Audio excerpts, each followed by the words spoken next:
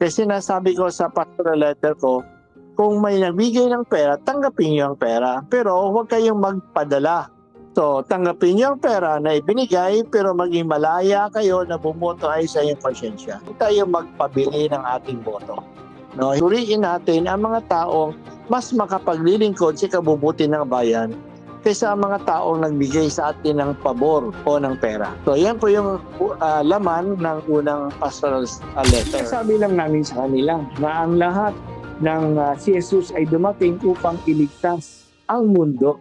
Hindi lang ang kaluluwa, hindi lang tao, ang mundo. Bagay sa pagliligtas ng mundo, ang politika ay kasama ng mundo. No? Ang business ay kasama ng mundo. Kaya sila din dapat ay makarinig ng good news. At ang mga hindi makatarungan, injustice, ang mga corruption, ay hindi yan bahagi ng kaligtasan.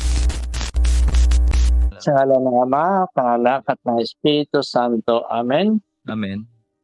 Panginoon Diyos sa pagmamahal, maraming salamat po sa araw na ito. Salamat po sa mga pagkakataong ibinibigay niyo sa amin makabahagi ng aming pananampalataya. Gabayan niyo kami sa aming maikling interview na ito. Sana makapaliwanag kami ng maayos tungkol sa iyo at maakit ang mga tao na mas lalong makilala ka at maging engaged sa aming pananampalataya. Ito po hinihiling namin sa pamamagitan ni Kristong aming Panginoon.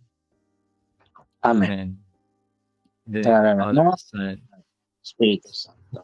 Welcome po, Bishop Broderick Padilla dito sa ating program. Maraming salamat po dahil kahit sa sobrang busy ka, nandito ka pa rin para kaunlakan kami. Maraming salamat po, Bishop. Okay, thank you. Welcome. Bishop, siguro question ko po sa inyo. Paano naapektuhan ng tension ng China at Pilipinas sa West Philippine Sea ang buhay ng mga mangingisda sa communities po sa Palawan? Dito sa amin, kasi marami sa mga mangingisda sa amin ay mga maliliit na mangingisda lamang. Ibig sabihin, hindi talaga sila nakakapalaot ng malalayo. Kaya hindi masyado silang epektado sa mga ginagawa ng Chinese. Kasi hindi naman sila nakakarating doon sa lugar na yon. Although nasa tabi namin itong mga pinag-uusapang mga isla, no, sa West Philippine Sea, pero medyo malayo pa rin sa mga mangingisdang mga maliliit na may mga maliit na pangkalamang. Kaya hindi sila nakakarating doon, hindi nakakaabot doon, kaya hindi sila naapektuhan ng mga gulo doon. Kasi parang naririnig ko dyan sa Palawan, may umaabot yung China dyan. So parang hindi po masyado affected yung mga fishermen nyo po dyan. Kasi mga parish po. Kasi mga ordinary mga fisher folks lang naman kami. Hindi naman yung mga may malaking mga bangka na malalaking mga motor na makakalaot ng mga ilang araw sa labas, no? Kaya ako rin po kayo na-invite kasi ngayon po is parang maraming nagfa-file po ng mga COC ngayon for the upcoming national election dito sa Pilipinas. So, sa ating mga viewers po ngayon na nanonood po, Bishop, ano po ba yung dapat na piliin na katangian ng isang Pilipino sa pagboto ng isang kandidato po? Nagtatapos lang na pag-file ng COC kahapon, no? At ang mga tao dito ay mas, dahil sila yung mga ordinaryo mga tao lang, mas mahalaga sa kanila ang local election kaysa national election. Kaya mas mga sinusubaybay nila ang election ng mga mayor, ng mga sangguniang bayan, o ng congressman at ng governor. Hindi masyado silang involved sa mga nangyayari sa national tulad ng mga senador.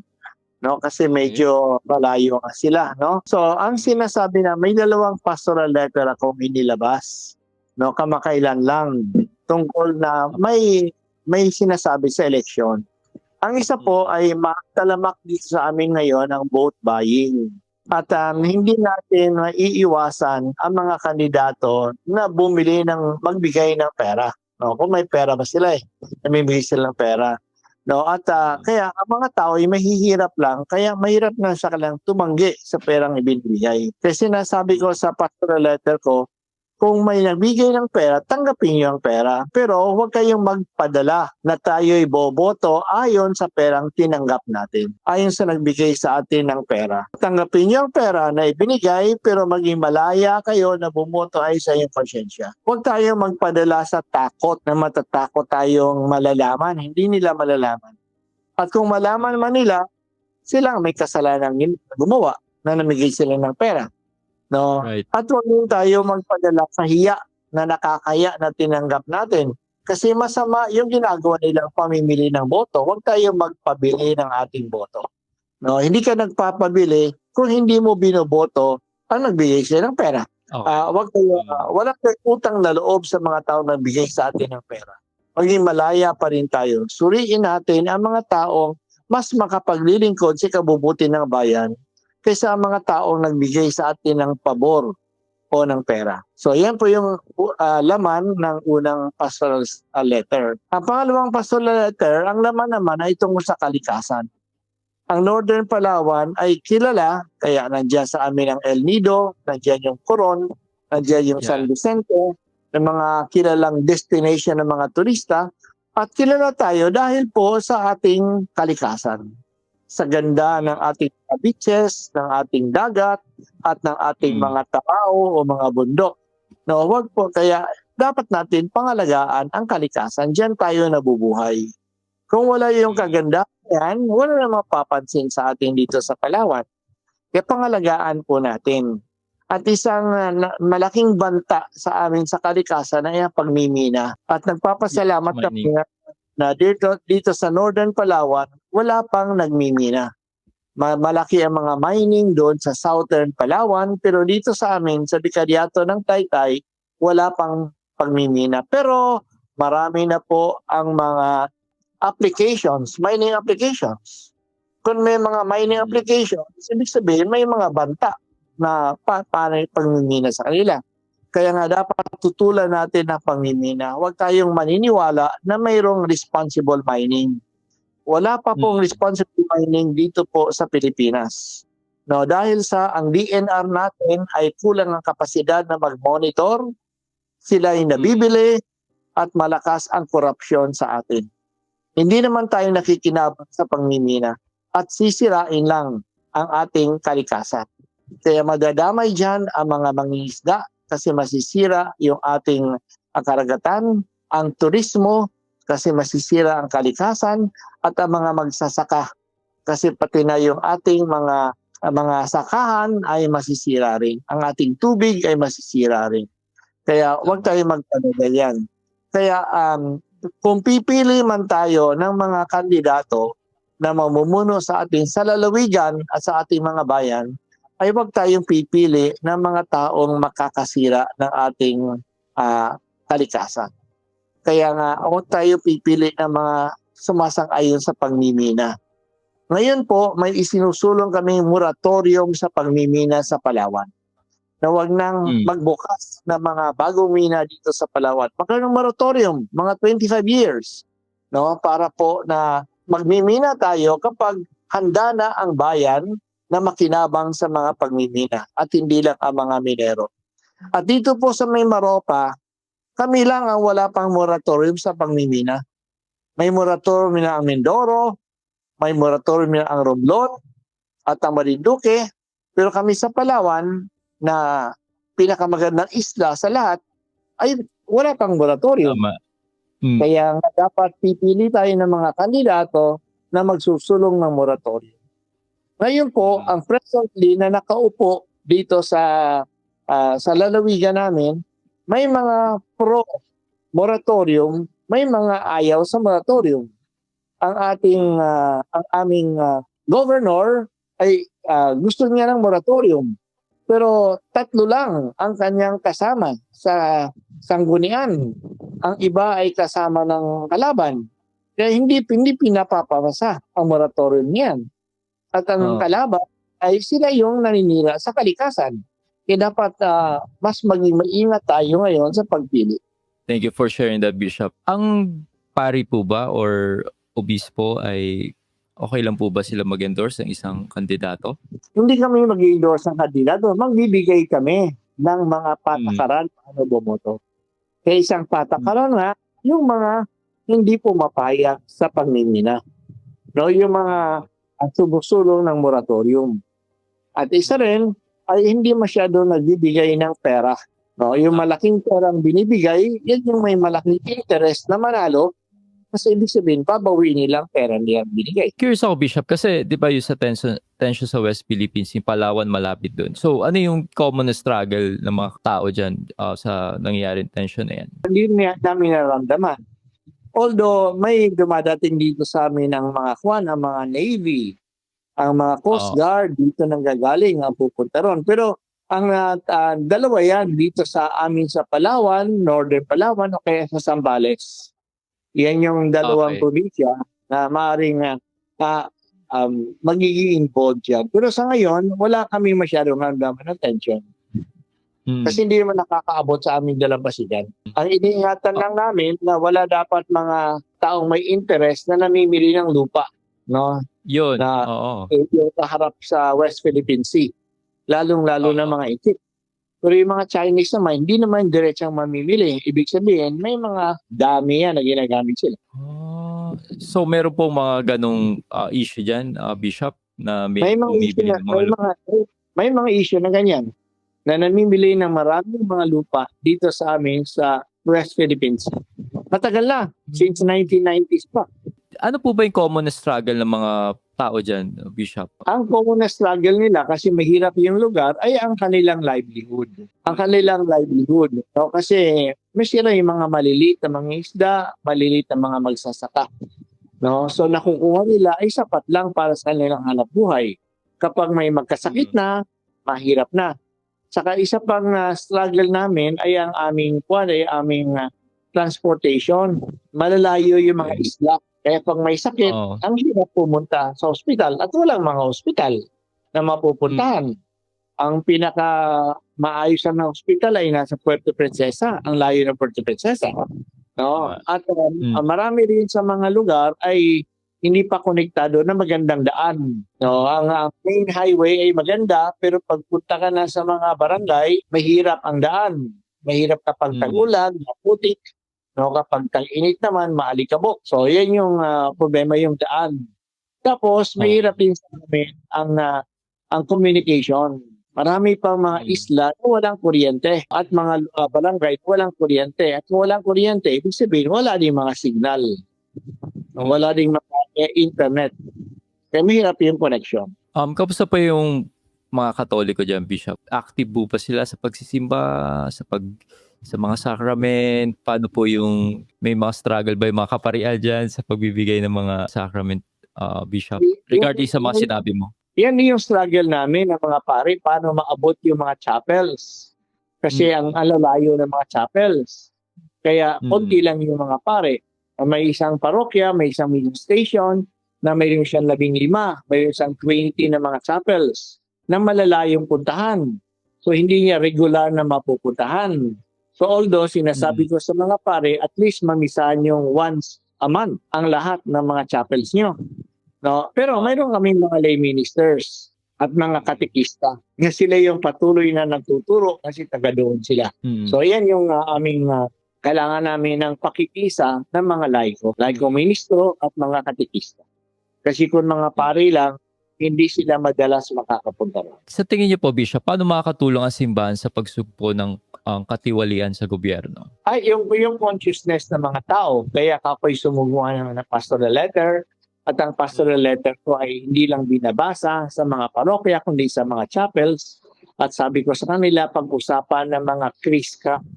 Ang Kriska, yan yung BEC namin, Krisyanong Kapitbahayanan. Okay, sila yung magpupulong, pag-uusapan yung mga pastoral letter at paano applicable sa kanya. Kailangan natin i-form ang kanilang konsyensya at alamin ang kanilang mga karapatan. So yan yung isang paraan na makaabot sa kanila. Isa rin maitutulong namin ay pinopromote namin ang organic farming, organic agriculture. Kasi yan ay nakakatulong sa kalikasan. At hindi lang, kung sila ay marunong sa organic na pamamaraan, hindi na sila bibili ng mga abono na masyadong mahal. No? Kaya nahihirapan sila mag-farming kasi kung bibili ka ng commercial feeds, commercial fertilizer o pesticide, nakakasira sa kalikasan at ganun din, hindi lang nakakasira sa kalikasan, mahal pa. No, ang isang hanap buhay dito sa amin ay ang seaweed farming.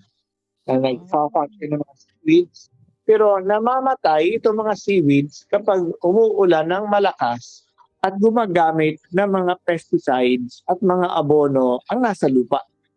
Kasi bababa yung tubig, no, sa dagat at mamamatay ang mga seaweeds nila. No? Kaya nga, pinopromote namin ang organic farming. Speaking of that, Bishop, kasi nabalitaan ko yung Don Bosco dito sa may Parañaque. Nag-offer sila ng course na theology. Na kasama ka doon, di ba, Bishop, sa Oo. nagtuturo doon?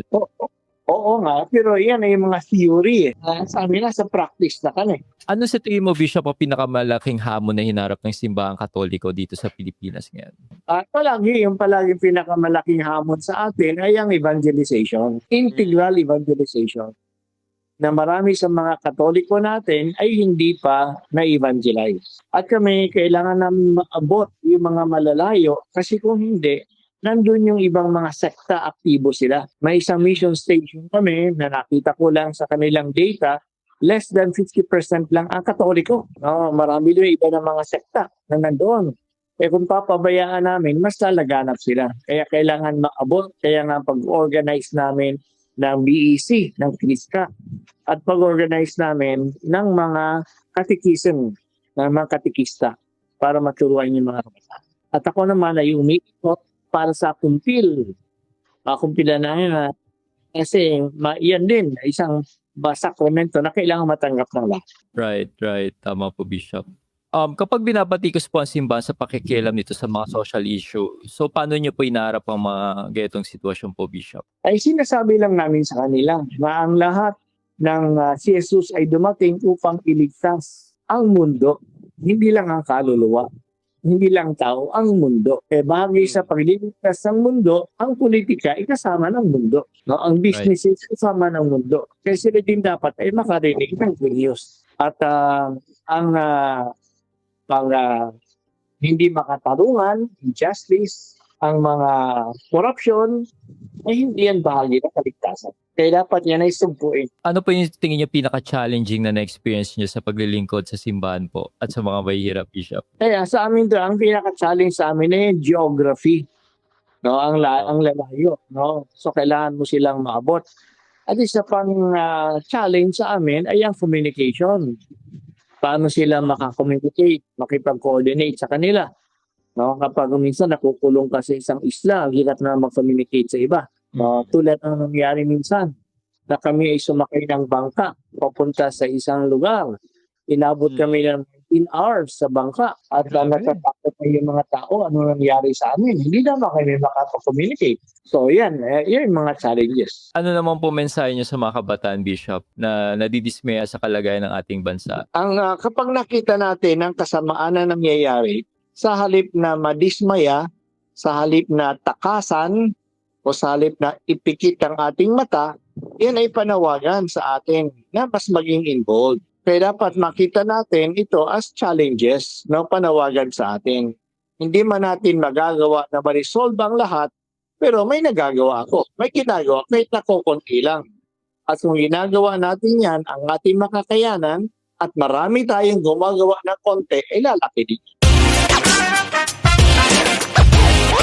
Gusto mo bang magkaroon ng early access? Kumbaga, ikaw yung unang makakapanood ng mga na-interview ko mga guests dito sa ating programa na Istoryang Katoliko. Magagawa mo yan mga ka-faith by joining my Patreon group. Kasi sa ginagawa ko na pag-i-interview ng mga different guests dito sa Pilipinas at sa ibang bansa, actually hindi ko pa talaga siya na-edit at na-upload agad. Marami pa akong backlog kasi nga I'm a one-man team dito sa ginagawa ko. So most of the time, ako talaga nag-e-edit. Actually, ako talaga nag-e-edit ng lahat ng mga interviews at mga vlogs dito sa channel na to. As much as I want, na after ko sila ma-interview, ay ma-upload ko na. Hindi ko po yung magawa kasi kailangan natin i-edit at pagandahin pa yung interview sa paglalagay ng mga slide and information na very relevant at mas makakatulong pa sa inyo. Pwede nyo siyang ma-access by joining my Patreon group. Once na natapos ko na yung interview, i-upload ko kagad dyan sa ating Patreon group ang mga pre-recorded interview. At alam nyo mga ka-faith, sa pag-join nyo din dyan sa ating Patreon group,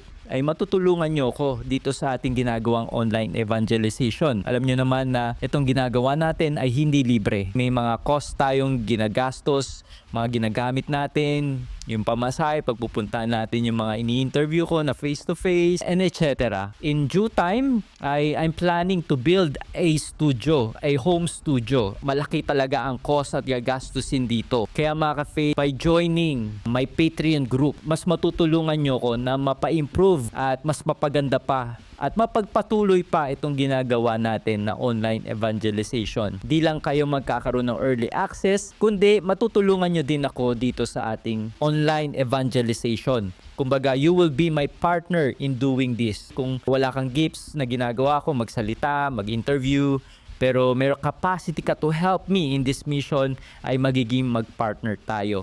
Ako gagawa ng pag-i-invite, pag-i-interview, but at the same time, alam ni Lord na you help me and you've been partnering me with this mission. Kaya mga ka-faith, para maka-join ka dito sa ating Patreon group, ilalagay ko yung link kung saan mo pwedeng ma-access itong Patreon group na to.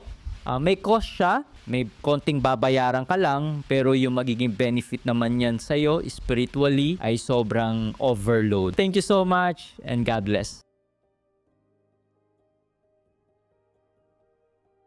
May mga some question lang dito, Bishop. From Nino Gaton, yung Diocese of Marbel po ay kutob ko ay tila nakita ng hindi pagbabalanse sa liturgy o at pampolitika o community. Yung mga kabataan, kagaya ng sinabi mo, puro liturgical po ang itinataguyod. Paano po dapat ayusin ang getong mga hadikain sa ikalalago ng pananampalataya natin?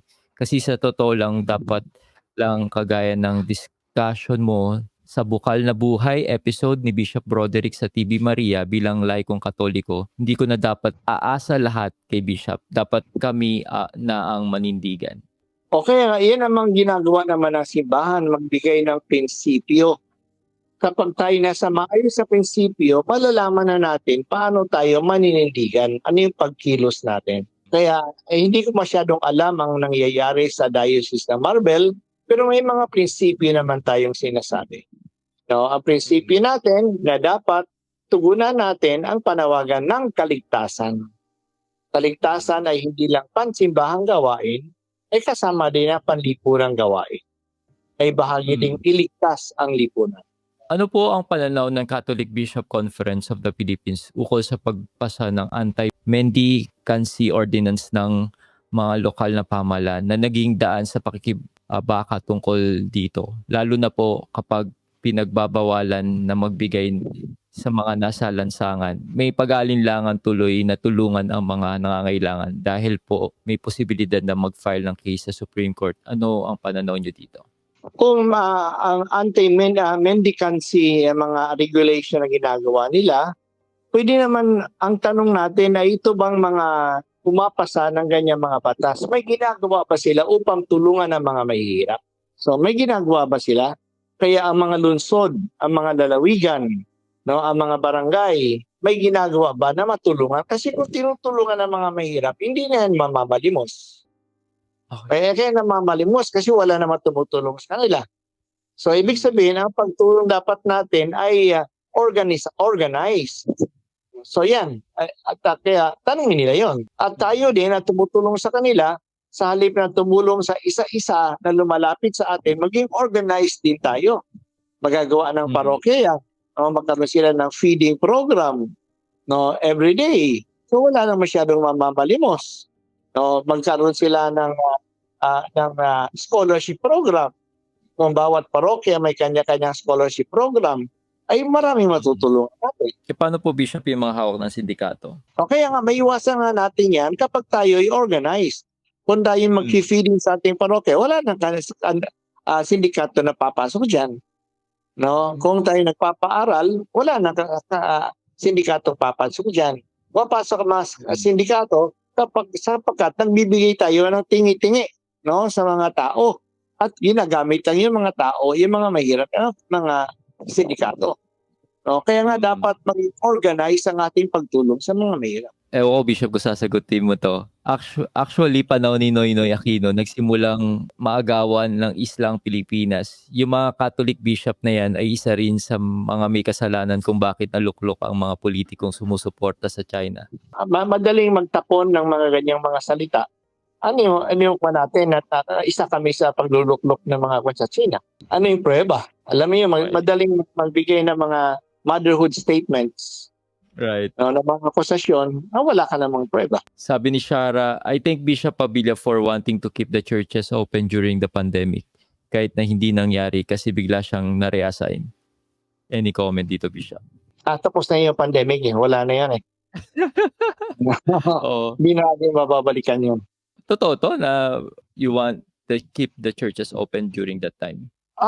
Sinasabi natin na dapat yung mga tao, kung may gusto magdasal, makakapasok sila sa simbahan.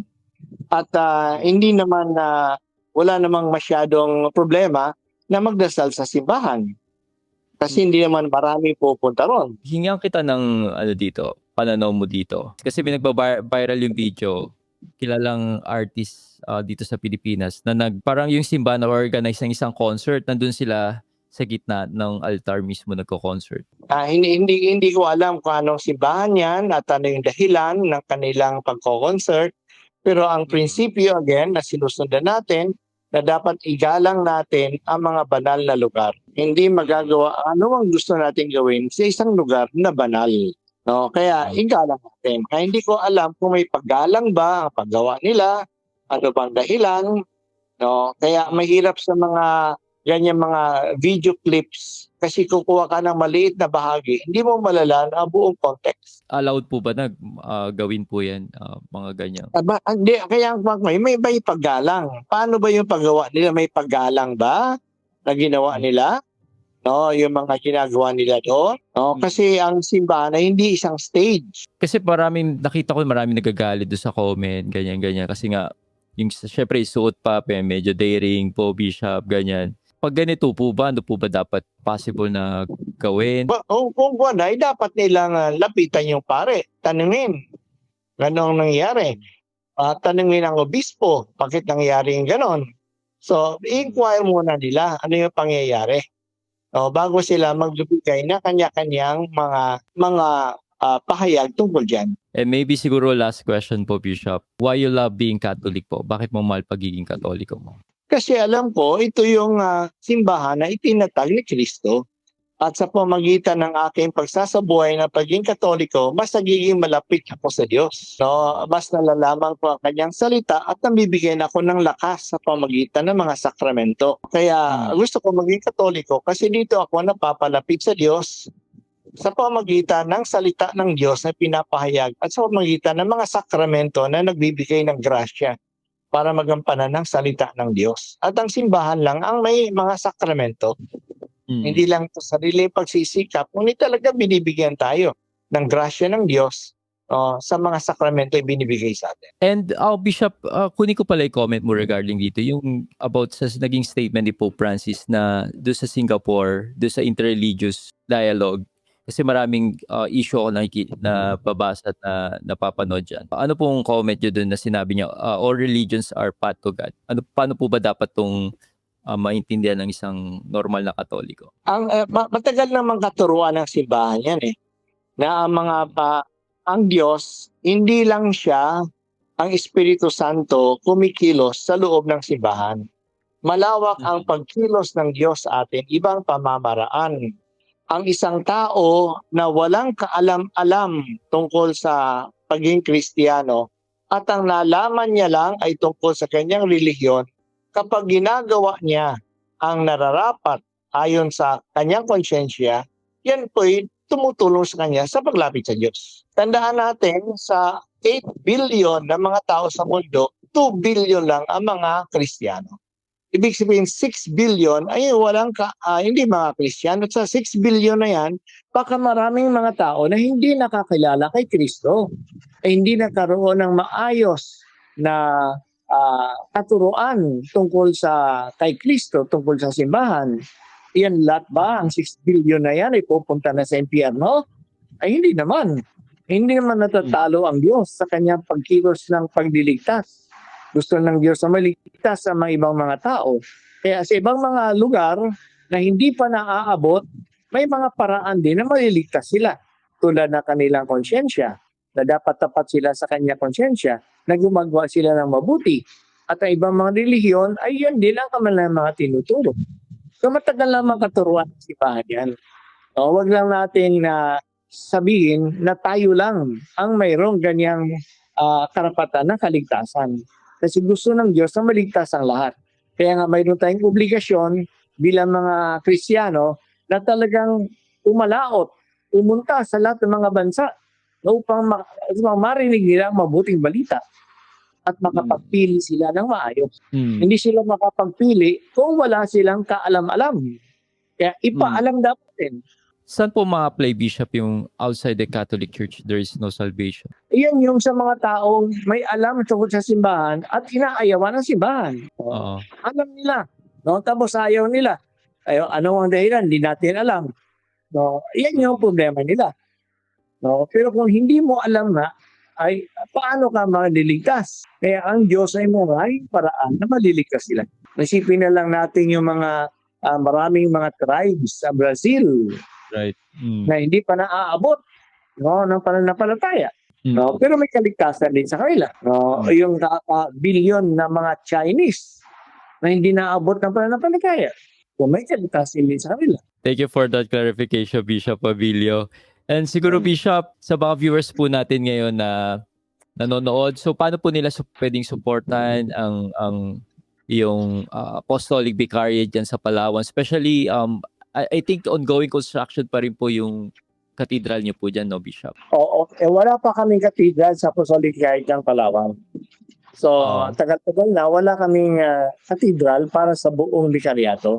Kaya nagko-construct kami, tinatapos namin ang patagal lang sinimulan, ngunit hindi pa natapos sa cathedral. Kung gusto silang tumulong, kahit na maliit na mga bagay lamang, ilagas mo lang na nandiyan naman yung ating mga paraan para makatulong, ipaalam mo lang sa kanila. No? At we will appreciate greatly any small help that you can, no, para balang araw magkaroon na rin kami ng aming cathedral. Ilang percent na po ba ang siguro mga 50% currently? 50% nang natapos namin. 50% na. Pero may 50% pa. Oo. Kailan po nag-start yung construction niya, Bishop? Ang construction nag-start noong 2009. Dumating ako dito 20 and 21, hindi pa tapos. Kaya noong 2022, nagsikap kaming paayusin ang proseso, pamadaliin ang pagtatayo. At pagdating ko, 23% ang natapos. Ngayon, 50% na. Sa loob ng isang taon kalahati. Sana maabot ko namin ang 50% na to be accomplished, which would mean about 50 million. Kailangan namin. Bishop, alam ko sobrang busy mo at maraming salamat sa maikling oras mo at pwede kami humingi ng closing prayer po and a blessing po sa inyo, Bishop. Okay. Diyos na mapagmahal, maraming salamat po sa maraming mga tao na sa kanilang pamamaraan ay nagpapahayag ng iyong salita. Lalong-lalo na dito sa online na aming ginagawa, na sana po ay makaabot sa mas marami at makatulong din sa kanilang pananampalataya. Gabayan niyo po kami sa mga panahon ito ng kaguluhan. Buksan niyo ang aming kaisipan tungkol po sa eleksyon, na sana makaboto kami ng maayos sa mga tao. At katatapos lang nasa huling linggo na kami ng aming season of creation. Sana po mas pahalagahan namin itong season of creation, ang iyong ginawa na iyong regalo sa amin na aming pangalagaan bilang mabubuting katiwala. At ganoon din po, patapagin mo ang aming pananampalataya upang ito'y aming maisabuhay at mas maraming mga taong makaalam tungkol sa iyo at matanggap ang iyong pagmamahal sa kanila. Paspasan niyo po sila. Sumayin niyo ang Panginoon at sumayin niyo rin. At pagkalain kayong lahat ng ating mga pangyariang Diyos, ang Ama, ang Anak, at Espiritu Santo. Amen. Amen. Thank you so much po, Bishop Roderick Pabilio. Thank you Very so much good. for your time. God bless. Po. Thank you. AVT Pastoral Letter, Pagtatayo ng ating katedral. Hango po kay Propeta Zacarias. Magsisiparito ang mga taong tagamalayong lupain upang tumulong sa pagtatayo ng templo ng Panginoon. Mahal kong bayan ng Diyos sa Bikaryato ng Taytay. Nagsimula ang ating bikaryato noong taong 2002. Ang unang katedral ay ang luma at maliit na simbahan ng Santa Monica sa Taytay. Ang katedral ay ang simbahan ng obispo. Dito ginaganap ang mahalagang pagtitipon ng isang lokal na simbahan. Ito ang nagiging tanda ng pagkakaisa ng simbahan.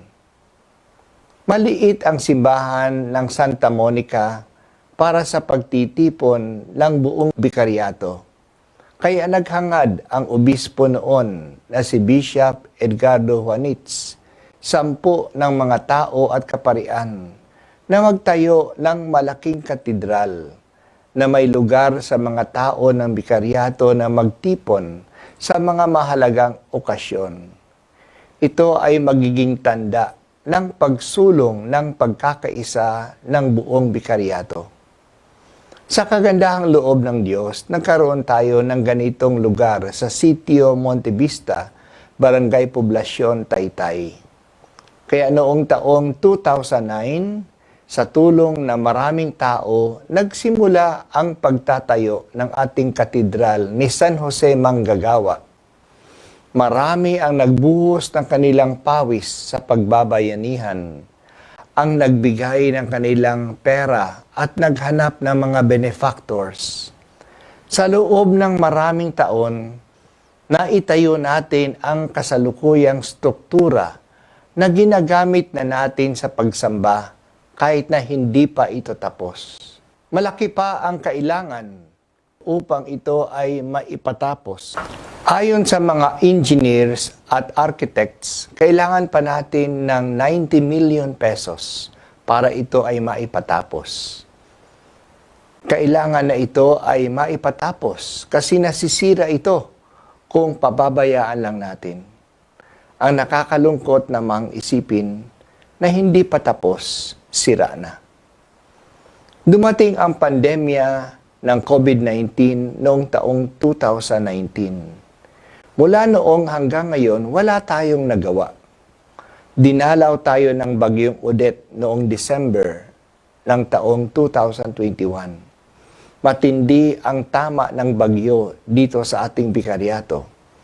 Kaya naghanap tayo ng mga benefactors at ng pera para magpatayo ng mga bahay, ng mga chapels, ng mga bangka at ng kabuhayan ng mga nasalanta ng bagyo.